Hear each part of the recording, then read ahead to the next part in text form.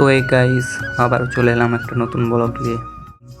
রোজকার মতো আজও বেরিয়ে পড়লাম ডিউটি, তারপর পাঞ্চিং আর সব করার পর সোজা চলে এলাম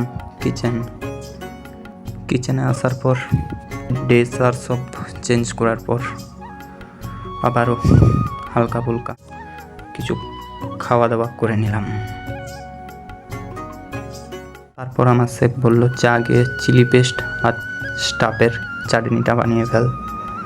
সো যেমন কথা তেমন কাজ, চিলি পেস্ট করার পর আমি চলে গেলাম সোজা দুপুরে খাবার খেতে।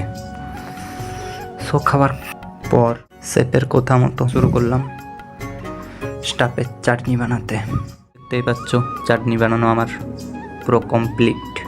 তারপর দেখি 4:30 বাজে, তাই রোজকার মতো আজও চলে গেলাম কাজের ফাঁকে একটু চা খেতে।